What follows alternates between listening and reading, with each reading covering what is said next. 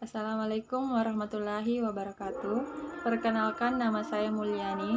Saya akan menjelaskan tentang makhluk hidup, asal mula, ciri-ciri, dan organisasi kehidupan.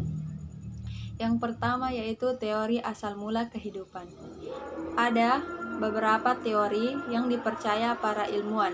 Di antaranya yang pertama, teori abiogenesis, yang kedua, teori biogenesis, yang ketiga, teori evolusi kimia, yang keempat, teori panspermia, yang kelima, teori penciptaan. Yang kedua, ciri-ciri makhluk hidup. Yang pertama, ciri-ciri yang membedakan makhluk hidup dengan tak hidup. Yang pertama itu bernafas. Yang kedua, makhluk hidup itu makan dan minum. Yang ketiga, makhluk itu dapat tumbuh. Yang keempat, makhluk hidup itu berkembang biak. Yang kelima, makhluk hidup itu dapat menerima rangsangan. Persamaan dan perbedaan tumbuhan dan hewan. Salah satu persamaan tumbuhan dan hewan yaitu sama-sama bernafas. Perbedaan tumbuhan dan hewan salah satunya, pada tumbuhan tidak memiliki alat pernafasan yang khusus, sedangkan hewan memiliki alat pernafasan khusus. Yang ketiga, organisasi kehidupan. Adapun organisasi kehidupan yang pertama, sel, kedua, jaringan, ketiga, organ, yang keempat, organisme. Saya akan menjelaskan tentang struktur tubuh makhluk hidup. Yang pertama, struktur alat gerak hewan dan manusia. Struktur alat gerak pada vertebrata. Salah satu contohnya yaitu Pisces. Pisces itu terdiri dari sisik, sirip, tengkorak, tulang belakang, tulang rusuk, tulang ekor, tulang kecil yang menopang jejari sirip. Yang kedua, struktur alat gerak pada manusia. Yang pertama yaitu rangka dan tulang. Yang kedua, otot. Selanjutnya, struktur tubuh pada tumbuhan. Yang pertama, akar. Yang kedua, batang. Yang ketiga, daun. Yang keempat, bunga. Yang kelima, buah. Dan yang keenam, biji. Oke, selanjutnya saya akan menjelaskan tentang organ dan sistem organ tubuh makhluk hidup. Yang pertama yaitu organ dan sistem organ pada tubuh tumbuhan spermatopita.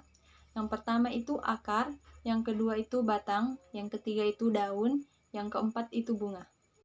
Selanjutnya yaitu sistem organ pada tumbuhan. Yang pertama yaitu sistem pernafasan, yang kedua sistem fotosintesis, yang ketiga sistem transportasi. Yang kedua, organ dan sistem organ pada hewan tingkat tinggi. Yang pertama, organ dan sistem organ pada vertebrata. Yang kedua, organ indera pada manusia. Adapun indera pada manusia yaitu yang pertama, penglihatan, pendengaran, penciuman, pengecap, peraba, dan perasa. Oke, selanjutnya saya akan menjelaskan tentang perkembangbiakan makhluk hidup dan pemuliaan tanaman atau hewan ternak. Yang pertama, perkembangbiakan tumbuhan vegetatif. Yang pertama, perkembangbiakan vegetatif tumbuhan rendah. Dengan cara 1. Membelah diri, 2. Membentuk tunas, 3. Membentuk spora. Oke, selanjutnya perkembangbiakan generatif tumbuhan rendah dengan cara 1. Isogami, 2. Anisogami, 3. Konjugasi. Oke, selanjutnya perkembangbiakan tumbuhan vegetatif tinggi. Yang pertama, perkembangbiakan vegetatif alami dengan cara 1.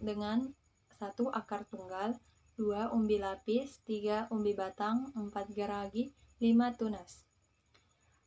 Selanjutnya, perkembangbiakan tumbuhan vegetatif buatan, antara lain 1. Mencangkok dan merunduk. Selanjutnya, perkembangbiakan hewan dan manusia. Perkembangbiakan hewan pada hewan rendah. Yang pertama, membelah diri. Selanjutnya, perkembangbiakan hewan pada tingkat tinggi. Yang pertama, pembuahan di luar dan pembuahan di dalam.